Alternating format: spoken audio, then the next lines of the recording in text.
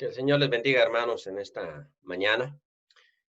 Precisamente me tocó predicar la semana pasada porque nuestro hermano Javier, que estaba en el rol, amaneció enfermo. Entonces, eso significa que ha cumplido ya una semana y es muy bueno que estemos orando por él, por cualquier dificultad que pueda tener, porque una semana ya es bastante tiempo, ¿no?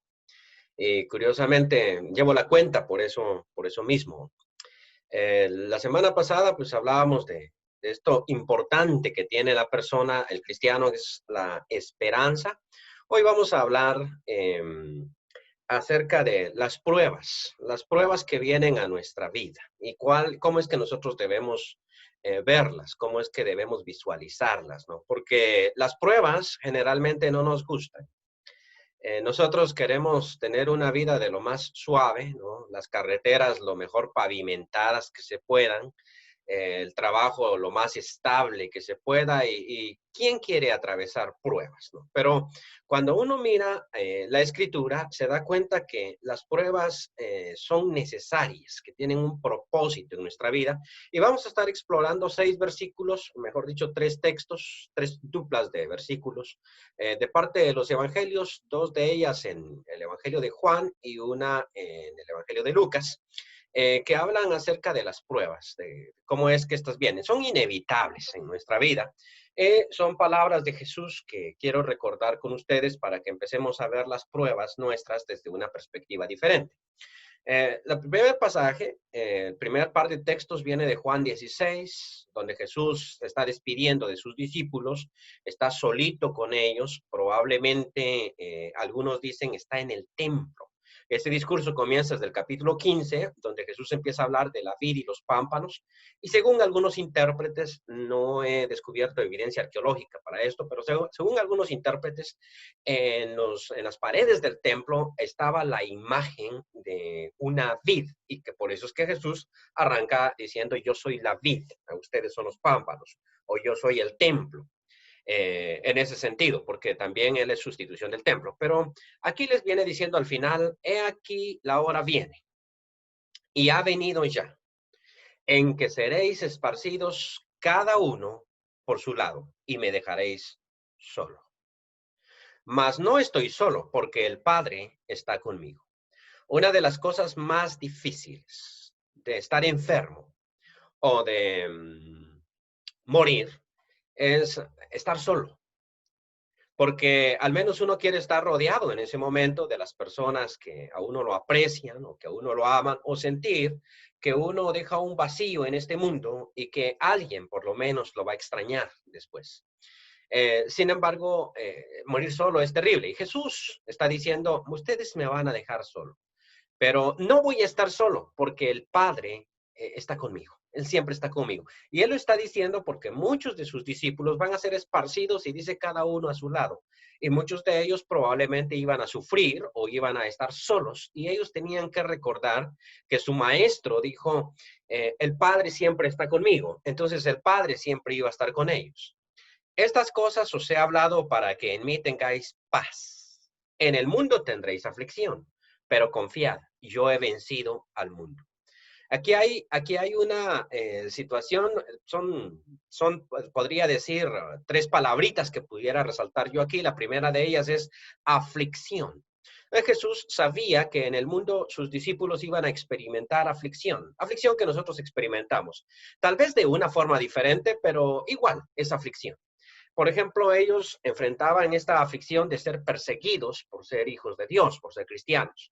Nosotros enfrentamos diferentes aflicciones. Este coronavirus es una aflicción, el surgimiento de él, tener que hacer cuarentena, probablemente perder nuestra fuente de ingreso, disminuir nuestros ingresos, estar enfermo de cualquier otra cosa y tener miedo de salir al médico porque afuera uno se puede contagiar, etcétera, ¿verdad? Eso puede ser una aflicción, pero no es una aflicción que atente contra los cristianos únicamente, sino es una aflicción para todo el mundo. Y nosotros estamos metidos entre el paquete. O sea, el coronavirus no anda viendo si usted es o no es cristiano para quitarle su trabajo o para hacer cuarentena. Él no hace distinción.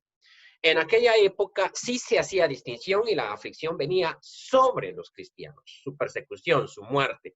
Y por eso ellos la tenían más difícil que nosotros. O sea, era, usted no puede comprar ni vender, no, porque es cristiano, no por otra cosa. Pero igual, ante la aflicción, es poca la importancia de si esto, poco importa si esto proviene por ser cristiano o no, realmente esto no es tan relevante. La segunda palabra que quiero resaltar es la palabra paz. O sea, Jesús dice, en medio de la aflicción, ustedes pueden tener paz. ¿Cómo es eso de paz? Bueno, se habla de esta historia de los pintores que quisieron representar la paz, ¿no? Y todos pintaron lindos paisajes y palomas, sobre todo porque la paloma representa la paz, ¿no? Se habla de un pintor que hizo un cuadro bien interesante. El rey estaba eligiendo los cuadros y se fijó en un cuadro muy raro donde había una tormenta. El cielo estaba con tempestades, con rayos. El río estaba crecido y detrás de una cascada había una palomita en su nido. Y entonces la idea era paz en medio de la tormenta. Todo el mundo se está cayendo, pero la palomita que estaba detrás, en la gran peña donde había ubicado su nido, estaba tranquila porque sabía que la peña jamás iba a permitir que la inundación llegara hasta ella. Y esta es más o menos la idea aquí. O sea, a pesar de las aflicciones que enfrentemos en el mundo, en Jesús vamos a tener paz. ¿Por qué? ¿Y por qué a veces no tenemos esa paz? Bueno, a veces no tenemos esa paz porque nuestra esperanza no está firme en nuestro corazón. ¿Cuál esperanza? ¿De qué esperanza estamos hablando? De la esperanza y de la promesa que Jesús nos dio. ¿Cuál es esa promesa que Jesús nos dio? El que cree en mí, aunque esté muerto, vivirá. Y todo aquel que vive y cree en mí, no morirá eternamente. Luego le pregunta a Marta, ¿crees esto? En Juan capítulo 11. Y esa es la promesa que yo he agarrado para mi vida. Jesús nunca prometió que yo no iba a pasar dificultades. Nunca prometió tal cosa. De hecho, le dice a sus discípulos, en el mundo tendréis aflicción. Nunca prometió que yo no me iba a enfermar de una pandemia. Eso no es una promesa que Dios me dio a mí, ni que yo no podía morir ante esta situación. Y si me salvo del coronavirus, algo después me va a matar. Jesús nunca prometió que yo no iba a morir. El que cree en mí no morirá, pero no dice no morirá, sino agrega el adverbio. No morirá eternamente. Quiere decir, sí morirá, pero volverá a la vida una vez más. Cuando Cristo venga, nosotros volveremos a la vida. Nosotros resucitaremos. Yo soy la resurrección y la vida. El que cree en mí, dijo Jesús, aunque esté muerto, y muerto de mucho tiempo, cremado o como usted quiera, aunque esté muerto, vivirá. Y esa promesa es la que uno agarra. Esto es como que le dijesen a usted que hay $1.000.000 en su cuenta bancaria. Usted dice, $1.000.000, pero no lo podemos desembolsar todavía. A partir del 15 de junio usted puede tener acceso a él, no se preocupe, ahí está. Puede empezar a utilizar sus tarjetas. Y entonces usted, en base a eso que usted tiene seguro, vive animado, vive alegre, vive tranquilo. Luego, lunes, cuando usted se presente mañana a su trabajo, su jefe le dice, está despedido. Y usted con una sonrisa le dice, pues muchas gracias por el trabajo que me dieron hasta este momento. ¿Y por qué usted le puede dar una sonrisa al jefe que acaba de despedirlo? Porque usted sabe lo que tiene en el banco. Aunque no tiene acceso a ello todavía, usted sabe lo que tiene en el banco. Y le dicen muchas gracias, sí, y usted sale con una sonrisa y todos los compañeros de trabajo se quedan pensando, pero ¿qué le pasa a este hombre? ¿Cómo puede, en medio de esta dificultad económica que tiene, porque no tiene ni un 5 entre la bolsa, estar tranquilo? Porque usted sabe lo que tiene.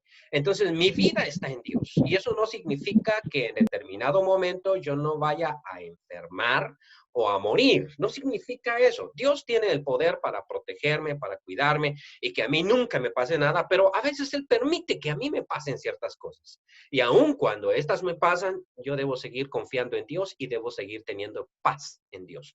porque sé lo que me tiene reservado más adelante, que voy a tener una vida, que esta vida que yo tengo aquí es insignificante realmente. Y voy a decir, oye, ¿cómo es que yo valoraba aquello cuando ahora tengo esto? O sea, ¿cómo es que yo llegué a valorar aquella cosita que tenía por allá? Por eso es que Jesús dice, repitiendo el texto, estas cosas os he hablado para que en mí tengáis paz, a pesar de estar en aflicción. En el mundo tendréis aflicción, pero confiad. La tercera palabra, vencer. Yo he vencido al mundo. Y en esa está nuestra confianza, que Cristo venció. Sigo adelante con el siguiente pasaje. Yo les he dado tu palabra, dice en el capítulo 17. Está orando con Dios, Jesús. Y el mundo los aborreció porque no son del mundo, como tampoco yo soy del mundo. La razón por la cual el mundo aborreció a los cristianos es porque simplemente los cristianos no eran del mundo. Ahora que nosotros en cierto sentido somos tal vez no amados, pero soportados por el mundo, siempre hay que hacerse la pregunta de quién cambió.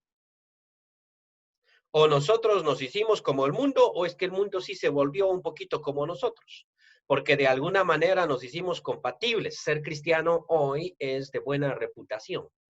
La persona que es cristiana es en cierto sentido respetada y tratada bien. Y Jesús lo anticipó en el Evangelio de Lucas. Tengan cuidado cuando la gente hable bien de ustedes, porque así lo hicieron con los falsos profetas. Entonces, siempre hay que preguntarse, aquí uno de los dos cambió el mundo y se volvió más cristiano. Si es así, qué bueno. Cambió la iglesia y se volvió más mundana, si es así, tenemos problemas. Pero la iglesia primitiva fue afligida precisamente porque no era del mundo. Jesús lo dijo, yo les he dado tu palabra y el mundo los aborreció. Miren esa palabra, lo detestó. Porque no son del mundo como tampoco yo soy del mundo. Y en el mundo los discípulos iban a tener aflicción y la petición de Jesús no fue que los quitara del mundo. Dice, no ruego que los quites del mundo, sino que los guardes del mal. Pues, es una petición un poquito extraña porque yo hubiese esperado que dijese algo como, te pido que los quites del mundo, que el mundo no me los vaya a tocar, que la aflicción no vaya a llegar a ellos, que nunca les llegue a suceder tal cosa, sino que dice que los guardes del mal. O sea, que los guardes del mal. Es interesante esa propuesta, muy, muy interesante, porque uno de padre de familia no quiere que sus hijos se enfermen para nada. Los niños de 2, 3 años siempre andan enfermos, siempre andan con gripe, y a veces uno como padre quisiera evitarles eso y meterlos en una burbujita, ahí que estén adentro y que nunca salgan de la burbuja. Eso sería terrible para ellos porque no crearían defensas. Así es de que a veces ser buen padre significa no ser tan buen padre, o por lo menos no ser tan protector. Y Jesús aquí, en vez de pedirle al Señor, mira, quiero que los quites del mundo, dice, lo que quiero es que los libres del mal. Tercer y último pasaje, Lucas 22, versículo 31 y 32. Dijo también el Señor, Simón, Simón, he aquí Satanás os ha pedido para zarandearos como a trigo. Ok, detengámonos ahí. Lo primero que quiero resaltar es que no es Pedro al que Satanás ha pedido, sino es al grupo de discípulos. Al menos esto es lo que se presenta con la palabra os. Satanás os ha pedido. Eso significa los ha pedido a ustedes. No te ha pedido a ti, sino los ha pedido a ustedes. Y en griego está así. O sea, Satanás los pidió a ustedes.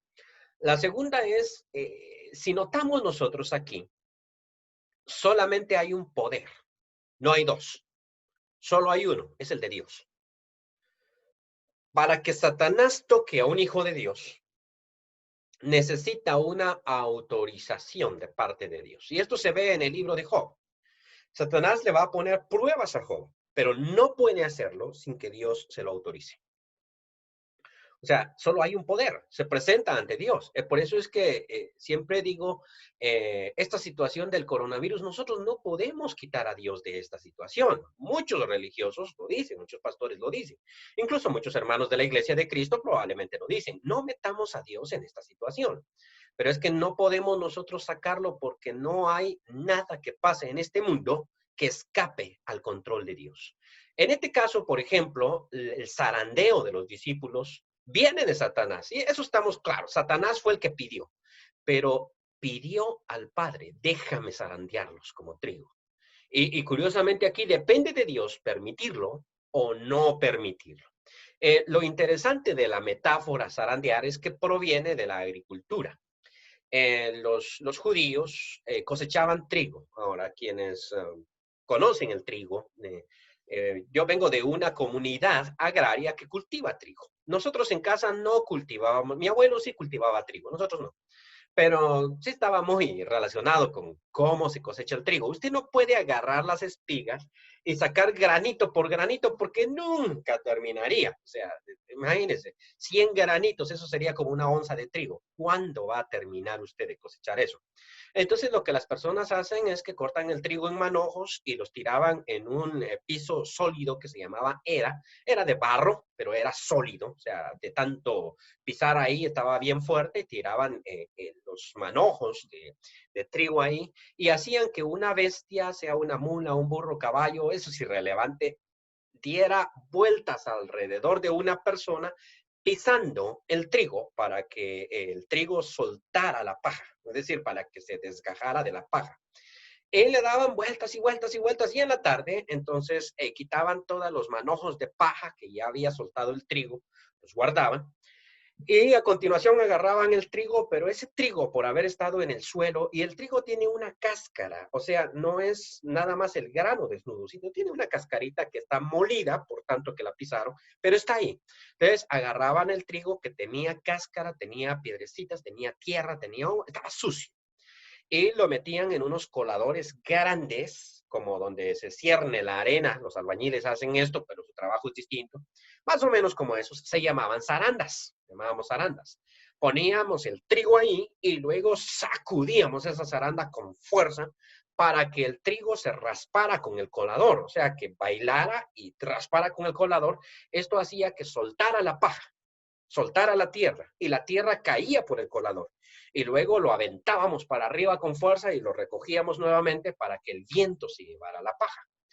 Ese trabajo, bueno, no me hubiese gustado ser triguito en esa situación. O sea, ustedes pueden imaginarse qué significa ser un trigo cuando a uno lo ponen en la zaranda. Esto es peor que el peor juego de diversiones que usted puede imaginarse, porque los trigos no pueden vomitar porque si no saldrían, ¿no? Y resulta que Satanás, para pedirlos a ellos, utilizó la metáfora, permíteme zarandearlos como si fueran trigo. Hasta el momento, bien. El problema es el 32. Pero yo he rogado por ti, Pedro. No sé si Jesús hizo pausa aquí, ahí hay una coma. No sé qué tamaño fue esa pausa. No sé si a Pedro le dio oportunidad de pensar, ay, gracias a Dios me escapé de la zarandeada. Y Jesús le dice, para que tu fe no falte. O sea que no pidió que lo quitara de la zarandeada. No, no, no, no, no. Va a ir a la zarandeada. Curiosamente, Jesús ruega por Pedro en especial entre todos los discípulos. He rogado por ti, Pedro. No sé si había rogado por los demás, el texto no lo dice, pero por Pedro sí rogó, pero no rogó lo que Pedro hubiera querido en ese momento. Pedro, ¿qué quieres? Escapar a la zarandeada. Eso es lo que yo quiero. Pero no le dijo, rogué para que te escaparas, sino le dice, rogué para que en medio de esta situación tu fe no falte. Y tú, una vez vuelto, confirma a tus hermanos. Esto suena un poquito extraño para nosotros. Suena un poquito extraño. Y voy a explicar cómo va el pensamiento. Dios pudo evitar que el coronavirus escapara de China. Creo que también los chinos pudieron evitar eso. Pero no me molestan los chinos, ¿sí? Me agradan los chinos. Y la comida china. Por si usted piensa invitarme después de que pase la cuarentena, ¿no? Entonces, ¿Dios pudo evitar que el coronavirus saliera de allá? Sí. Sí, claro que sí puede. Pero no lo hizo. Entonces usted no diga, ¿por qué no lo hiciste? No, trate de entender para qué no lo hiciste. ¿Qué propósito tenía? ¿Pudo evitar que llegara a Honduras? Sí, pero no lo hizo. ¿Pudo evitar que entráramos en una situación difícil? Por ejemplo, el hecho de que perdiera alguien su trabajo o disminuyera sus ingresos radicalmente. Sí.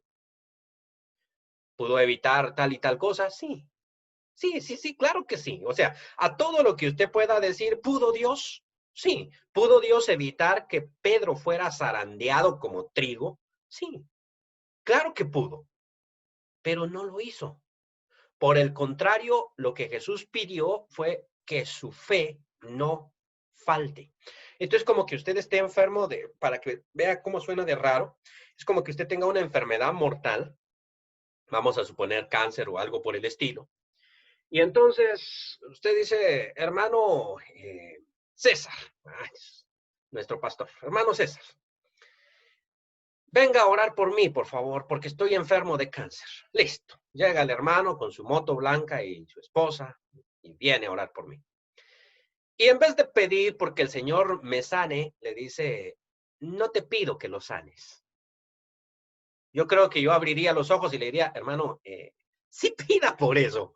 Eso es lo que yo quiero. Pero él dice, no, no, no, no, no, no, no te pido que lo sanes. Jesús dijo, no te pido que los quites del mundo, donde van a tener aflicción. Cualquier discípulo diría, no, sí, sí, eso pide que nos quite del mundo. Pero él dijo, no, no te pido que los quites del mundo. No te pido que los quites de la zaranda. Te pido otra cosa, que su fe en este momento de dificultad con esa enfermedad tan terrible no falle, sino que permanezca firme. Esa es una oración un poquito extraña, pero esa es la oración que hizo Jesús. O sea, esa es la oración. Y si usted se está preguntando por qué, o sea, quiero que me explique por qué. No tengo la explicación más perfecta, pero sí puedo ilustrarlo mediante una anécdota. He contado esto en la iglesia, creo. Tengo una hermana que es invidente y en una ocasión estaba con su niño en casa. Se nos fue la luz y prendimos unas velas por la oscuridad, ¿no? Y estaba mi otra hermana, la que sí ve, sentada ahí con nosotros y tomó el niño, lo empezó a chinear y a jugar con el niño y el niño empieza a alargar la mano y a tocar la vela, alargar la mano y tocar la vela y ella le controlaba la mano y el niño empezó a hacer berrinche. Usted sabe que los niños pequeñitos, el niño tendría como unos 7, 8 meses, estaba haciendo, ¿no? Entonces la mamá que no ve, agarra al niño y le dice, permíteme para acá este niño, y se lo sentó en las piernas y jaló la vela y la puso ahí. Y el niño contento alarga la mano, toca la vela y pega el grito. O sea, las dos cosas vienen juntas. Y entonces todos empezaron a decirle ahí, oye, qué mamá desnaturalizada, ¿cómo se te ocurre hacer semejante cosa? Y ella expuso sus razones, que a mí me parecieron increíblemente brillantes. Dijo, yo cocino con fogón y soy ciega. Este niño tiene que conocer el fuego, de alguna manera. No quiero que en un momento de descuido mío él no alargue la mano, sino el brazo completo y caiga sobre el fuego y la tragedia sea grande. Es mejor que conozca el fuego desde ahorita. Total, una pequeña quemadita en los dedos con la llamita de una vela, les aseguro que ese niño no vuelve a ver el fuego de la misma manera. Pero aquí nosotros podríamos pensar, ay, qué madre tan desnaturalizada, pero ella tenía razón en las circunstancias que ella tenía, invidente y cocinando con fogón. Eso es una combinación sumamente interesante y encima de todo a un niño que está empezando a caminar. O sea, es bien complicado. Entonces es mejor, ya que quería tocar la vela, pues que la toque. Hay mucho aprendizaje en esto. Y le voy a decir qué es lo que pasa con el trigo. Ya vamos terminando. ¿Por qué Jesús utiliza la metáfora del trigo? Miren, no todos los trigos son iguales. No todos los trigos son iguales. Porque de hecho hay trigos que son pura cáscara. O sea, no tienen consistencia realmente. Esto es porque la plantita que los dio, que los hizo crecer, tal vez no tenía suficiente agua y entonces nunca se solidificó el granito. Puede ser también porque estaban hasta la punta de la espiga y ya no les alcanzó tanta energía de la planta, ¿no?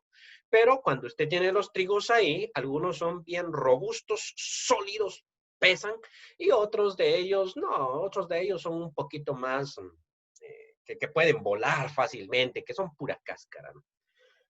Por otra parte, si uno pone a todos los triguitos a volar, muchos buenos trigos van a volar porque tienen cáscara adherida a ellos, o sea, está pegada y la cáscara no pesa y el viento se la puede llevar. Entonces, el trabajo de zarandeo es para dos razones.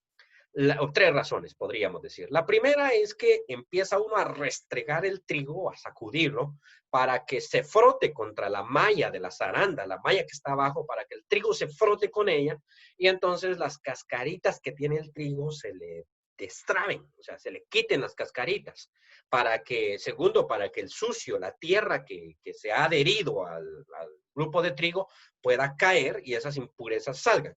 Y la siguiente es que uno levanta o avienta el trigo para arriba, lo restriega y lo tira, lo restriega y lo tira, y entonces para que el viento se lleve las cáscaras, pero curiosamente el viento también se lleva los trigos que son cascarita, porque no pesan, entonces no caen, sino que el viento se los lleva. Bueno, el viento se parece a las tragedias, hermano. Cuando usted está bien, cuando usted tiene un muy buen trabajo, muy buenas condiciones sociales, usted tiene muchos amigos, muchos amigos. Cuando uno cae en desgracia, no es que pierde los amigos, no los pierde. Los verdaderos amigos nunca los pierden. Pero lo que sí es cierto es que la desgracia, igual que el viento, demuestra cuáles verdaderamente eran amigos, cuáles eran sólidos y cuáles eran pura cáscara. Que se fueron, volaron. El tiempo no te quita los amigos, solo te demuestra quiénes verdaderamente eran tus amigos y muestra de qué está hecho. Nosotros no tenemos que tener una visión negativa de las pruebas, sino por el contrario, una visión agradable de las pruebas. Voy a explicar por qué. La prueba, en primer lugar, hace que en nosotros se quite toda esa cáscara, que nuestra fe se purifique, vamos a decir.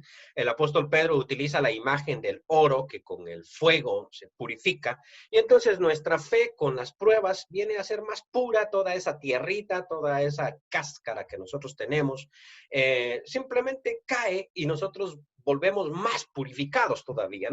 Después de la zarandeada, el trigo está limpio, el trigo es más puro, el trigo está más preparado. Eso hacen las pruebas. En segundo lugar, las pruebas determinan de qué está hecha la persona. En la parábola del sembrador hay un grupo ahí que cayó sobre los caminos y usted no sabe, sobre los pedregales, perdón, cayó sobre los pedregales un grupo de semilla que su raíz no tiene profundidad, pero su hierba sí es igual. O sea que si usted mira el que está sembrado en buena tierra y el que está sembrado entre pedregales, usted no va a mirar la diferencia entre los dos, entre las dos plantas, porque van a parecer lo mismo, lo mismo. Pero cuando vienen las aflicciones, es decir, cuando sale el sol, una de ellas se quema porque no tiene profundidad su raíz y la otra se alimenta del sol. El sol mismo que hace perecer a una planta fortalece a la otra. Y lo mismo va a suceder con las pruebas. Si la fe de uno está realmente arraigada, ya está cimentada, ya tiene raíz, la prueba no va a quemar esa planta. No va a hacer que ese trigo desaparezca, ni que el viento se lo lleve, sino que se va a volver más pesado y va a caer en la zaranda nuevamente, pero purificado, y va a hacer que esa plantita crezca más. A partir de ahí, debemos valorar las pruebas. Son positivas. Debemos sentirnos felices con las pruebas. Hay una prueba aquí en Honduras que utilizan los militares que se llama tesón, ¿no? Hay un hermano que yo tenía de vecino, era militar, se perdió de su casa por algún tiempo y después regresó todo flaco y apaleado, ¿no? Y es que había hecho la prueba del tesón, me dijo. Y curiosamente lo visité ese día que había llegado, hasta tenía un hongo en la espalda y todo lo demás. Y yo empecé a vacilarlo, ¿no? Hasta que lo hice enojar, definitivamente se enojó esa noche, el pobre hermano. Pero es que yo lo empecé a vacilar con, oíme, pero si querías que te apalearan, yo lo podía hacer, ese no es problema para mí, con gusto, ¿no? Y entonces él se empieza a molestar, no es así la cosa. ¿Y qué te hicieron? ¿Te dieron más salario? ¿Qué conseguiste? Y él decía, no, me dieron esta estrellita. No, pues esa estrellita yo te la pude haber hecho también. Entonces, él al fin se enojó y me dijo, eso me cae mal de ustedes, los civiles que nunca entienden. Y empezó ahí con esa cuestión. Y es cierto, nosotros nunca entendemos eso. Él me contaba simplemente que lo llevaron a un campamento, ¿no? Y de repente los levantan a las 5 de la mañana y le dicen, el desayuno está listo, ¿eh? Lo recogemos en 15 minutos. Y eso significa que ellos tenían que correr no sé cuántos kilómetros en campo travieso y llegar a desayunar, porque si no llegaban al lugar en el tiempo indicado, entonces se quedaban sin desayuno. Sin almuerzo y sin cena, porque eso no había, solo había desayuno. El resto, miran ellos cómo se lo consiguen, ¿no? Y entonces le digo, ay, si no desayunaste un día, pues el otro día hay que llegar más rápido. Pero si ya estás débil de un día, entonces, ¿cómo vas a llegar más rápido el otro día? Pues, eso es la prueba, man. Entonces le digo, ok, te probaron. Sí, es que yo estuve entrenando para este desafío. O sea, no fue un tiempo de entrenamiento. El tesón no es un tiempo de entrenamiento. No es que usted está bien gordo y dice, ay, voy a ir a hacer el tesón y ya regresa bien atlético. No es así. Estos militares se preparan años. Y cuando ellos sienten que ya están listos, entonces van a esa prueba. Y cuando ellos regresan de la prueba, no es que ellos dicen recibimos el entrenamiento, sino que esto es nada más la coronación, la premiación o el reconocimiento de que ellos tienen el nivel de poder combatir bajo presión. Es interesante la situación, porque ellos hasta pagan por eso. Y lo que les dan es una estrellita de este tamaño. Ni siquiera les suben el sueldo, una estrellita de este tamaño. Eso es todo. Pero ¿cómo valoran la prueba? Nosotros los cristianos no hemos aprendido eso. No hemos aprendido eso. La prueba no me va a matar, a no ser que mi fe esté infundada. Pero si mi fe está realmente arraigada, la prueba no me va a matar. La prueba me va a fortalecer. Por eso Primera de Pedro dice que nosotros tenemos que valorar esa prueba. Mucho más preciosa que el oro. ¿Por qué? ¿Por qué? Porque tengo que ver que esa prueba es para mi propio beneficio. Que el Señor nos bendiga, hermanos.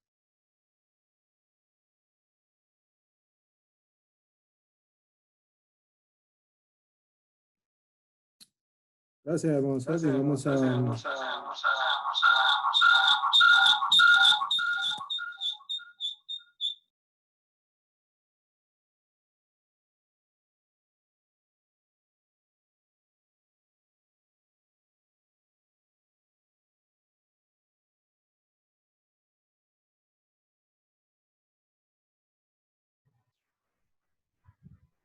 Bueno, Aníbal.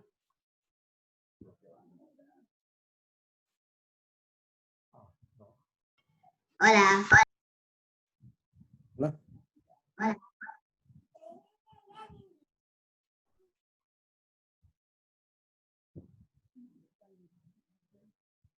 Aníbal. Creo que se quedó sin internet, hermano, porque quedó paralizada su imagen. Úpale, gracias, mi hermano Selvin. Bien, hermanos, preparémonos para tomar la cena del Señor.